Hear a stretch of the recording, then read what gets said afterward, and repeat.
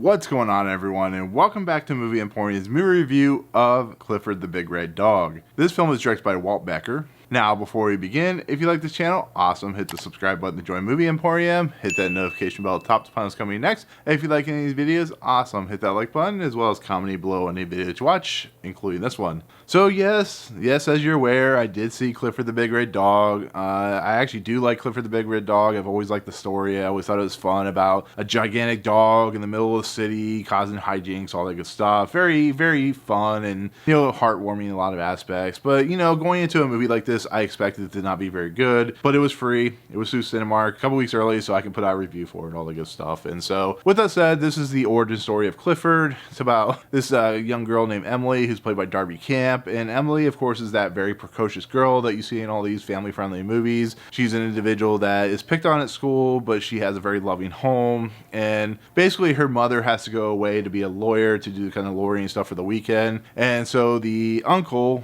Casey, who's played by Jack Whitehall, who's a very down on his luck individual, comes in to babysit her. Now, as you expect, these two are not really hitting it off very well, but they start forming a relationship throughout the movie. Well, one day when they're going to school, they come across this kind of like carnivalish type tent. Inside the tent is, of course, Cleese's character, who's this like very old, wizened man. He offers her the red dog. She, of course, can't take the red dog because the apartments are very restrictive, and then the dog still comes with her anyways. Well, in the process, the dog has to become big, so it becomes big, and all hijinks start to ensue. And that's when, of course, you have to have the bad guy comes in, and that's, of course, played by Hale, and he works for this company called Life Grow, and they're trying to make big objects to make big food for the world. It's actually kind of makes sense in a lot of ways, like not in the kind of how he turns out later into the movie, but the idea of a character actually trying to improve the nature of the world and so on and so forth, but he's doing it on like a medical lab type scenario. Well, of course, he's going to find out about the dog. He's going to want the dog to experiment on, blah, blah, blah.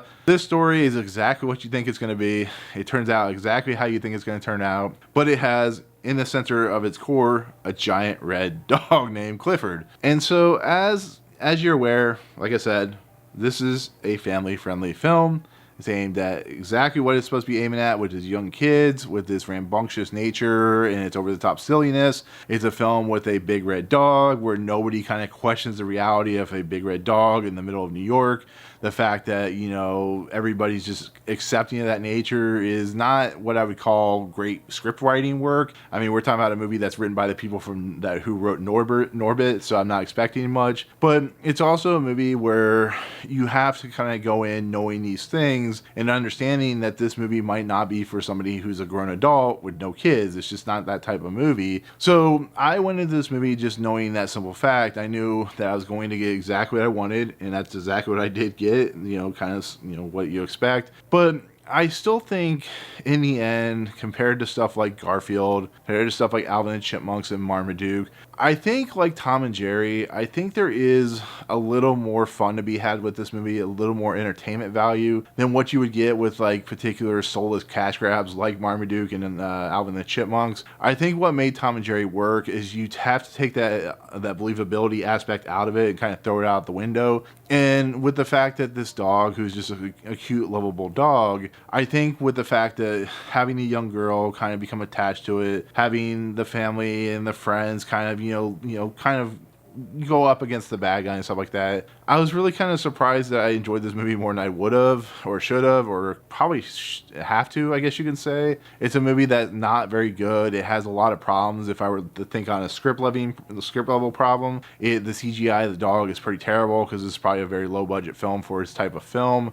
But I think in the end, if you were to take a kid to this film and let them watch it, I think they're going to enjoy it. They're not going to be bored by it. There's just enough humor. There's actually just enough adult humor that even the adults might be kind of entertained by it as well, which doesn't really happen that often. Yes, there's adult humor in all those other movies, but this movie just really kind of settles in with the fact that you're going to have to believe a big red dog is in the city. If you can't get past that fact, you're not going to enjoy this movie. And I think just the simple fact that when I go into a movie like this and I expect what I'm going to get and I get exactly that, I don't think I'm just that upset by it, to be fairly honest. I kind of went by with it for an hour and 30 minutes. And I, as stupid and silly and over the top the characters are, the fact that they listen to a sixth grader kind of as like she's like the leading person in this movie. I just thought that was a little weird, but that's what I expect. So I mean, in the end, my expectations were pretty much met with what I was expecting, and I'm not offended by that at all. I don't find this movie actually at all offensive. I just think it's, it's a good time for an hour and 30 minutes, especially for kids.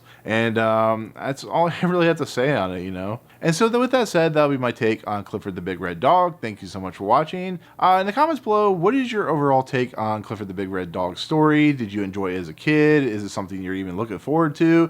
Definitely not the worst thing you'll ever see. Just go with me on that. But let me know in the comments below. But otherwise, if you like what you see on this channel, hit the subscribe button to join Movie Emporium. Hit that notification bell at the top to find what's coming next. If you like this video, awesome. Hit that like button, and we'll see you guys in the next video. Peace out.